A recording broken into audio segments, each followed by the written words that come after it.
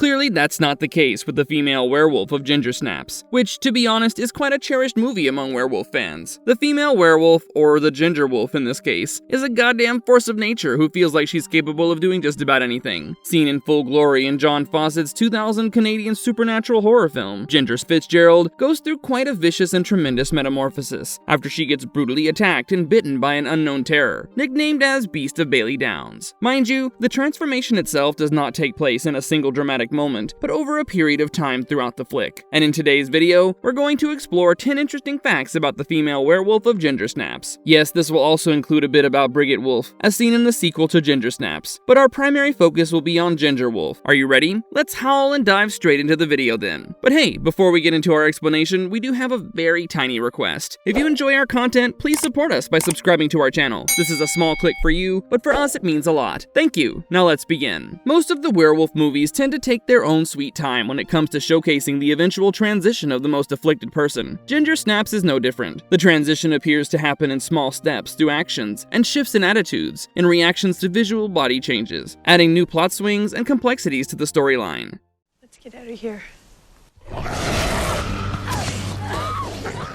Ginger Wolf origins. Those of you who have seen the movie will agree with us when we tell you that the Fitzgerald sisters were pretty much devoted to a rebellion against all things normal. As tactfully described by their mother, both the sisters were late getting their first period, and while it was never explicitly stated, one can't help but ponder if Ginger getting bitten by the werewolf resulted from a willful desire to impede adolescence. Anyway, this can always be settled over a debate in the comments section, but for now, let's take a look at how it happened. First things first, Ginger didn't inherit the curse. As much as one might find it hard to believe, it was the scent of her menage that attracted the beast toward her, which in turn caused Ginger to be afflicted with lycanthropy. While the origins of the beast are unknown, there's no denying that he was an infected male who transformed, but how he got infected and whether it was via another werewolf or a different origin was never really brought to the table.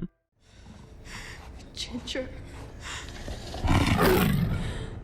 The traumatic transition from a bipedal person to a four-legged monster. Truth be told, the ultimate transition where a character finally, and also intensely, may we add, morphs into something deadly is a major satisfying moment that many of us fans look forward to, especially when it's a werewolf movie. In the film, Ginger goes through many stages before her human self, with a much more relatable personality, takes a complete change, transforming into something of an entirely different physical form, one that's pretty much capable of scaring the living daylights out of someone. Ginger's transformation stages are vast, each more elaborate than the last. Ginger's first exterior change shows up as hair, or probably fur, over her shoulder area, or the place where she was bitten to be more precise. This is followed by more hair on her body, which seems to be a growing issue, and she's often seen getting rid of it either by shaving or using some kind of hair removing cream. It's also around the same time that we get to see Ginger's tail, initially appearing as a tiny one. Her spine bone also starts to protrude, and her nails turn into claws when she experiences momentary excitement, and add to this, literal bloodlust. In case we missed out on the fangs, they also start to appear by now, along with the occasional shift in the irises. With time, the tail continues to grow, and Ginger is left with not much choice but to tape it down. Her hair also seems to change its color, and while initially they look like hair highlights and are more of a style statement, the increasing streaks are a sign pointing toward how Ginger is emerging as more rabid and carefree. Not much later, after having her way with the school's guidance counselor, Ginger's physical changes tend to become significantly noticeable. The distance between her eyes and nose expands, and nostrils sport a much more slanting look. The irises change color. The forehead has tense, prominent ridges, and there are severe changes in her chest area too, all of which point out that her transformation is taking place at an exponential rate. Finally, with her face becoming exceedingly wrinkled and more formation lines appearing, it becomes clear that she's finally about to undergo the most brutal and physically traumatic change of her life.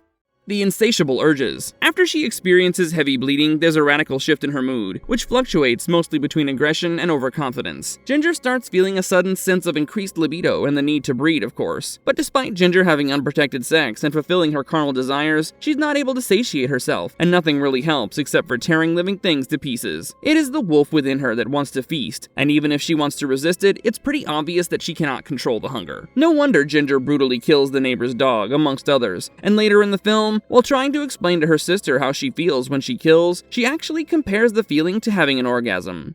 The final form of Ginger Wolf. The Ginger Wolf is depicted as having a body shape reminiscent of a human, with muted canine-like features. Of course, the build is wider, and the muscular features are very exaggerated. The snout resembles that of a wolf, and the spine is notably visible. The eyes are blue, and she's pretty much hairless, with just strands of white hair around her neck region. Most of her body has exposed skin, which is pale and peach in color. The fact that Ginger Wolf is bald and furless makes her look downright vicious and intimidating. Can she control her human mind in wolf state? Once Ginger transforms into Ginger Wolf, her wolf form simply wants to dig into the flesh of all living things, thus retaining very little quality of her human self. In plain and simple words, she just will not care who she's mauling to death. Also, had she been able to hold on to her human mind, she would not have behaved so aggressively and lunged at her sister. As seen at the end of the movie, the attack on her part clearly established Ginger Wolf's solitary intention of attempting to kill her sister, and thereby not retaining even the slightest memory or consciousness of her former human self. Can she regenerate? While Ginger in her pre-wolf form possessed impeccable healing abilities, she as Ginger Wolf could not regenerate herself after Brigid fatally stabbed her with the knife. The fatal penetrative wound caused by the knife led to Ginger Wolf's eventual death. Does she have a shapeshifting ability? After Ginger transformed into Ginger Wolf, she was seen only spending a few hours in her full altered form, before finally meeting her death at the hands of her sister. So one never really got to see if she could transform herself back to her human self, but if you think she had that possibility, do hit us up in the comment section with your theories.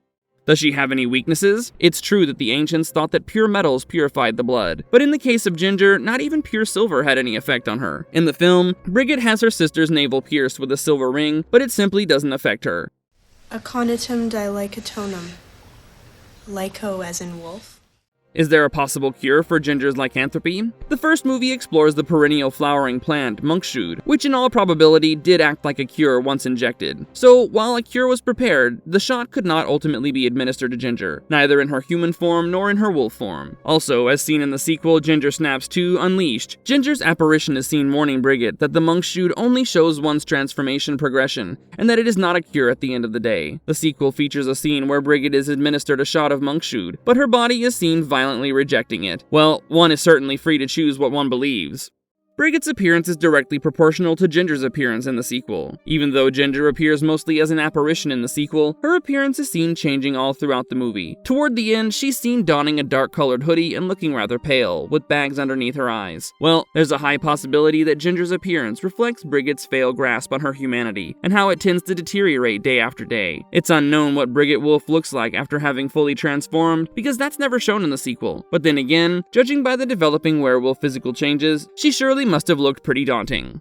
Marvelous verdict. Let's all appreciate the fact that Ginger Snaps managed to be a Canadian horror classic, one that is loved by most fans of the werewolf genre. Well, that's all for today, and with this, we finally come to the end of our video here. So, have you seen Ginger Snaps? What about Ginger Snaps 2 Unleashed? The film series also has a prequel titled Ginger Snaps Back: The Beginning. So, which of these movies happen to be your favorite? Also, are you Team Ginger Wolf or Team Brigid Wolf? We would love to know your thoughts in the comments section down below. Now, if you enjoy this video, you know what to do. Please do leave a thumbs up and stay tuned with us as we promise to come back with more exciting content. Till then, goodbye and thanks for watching. Have a nice one.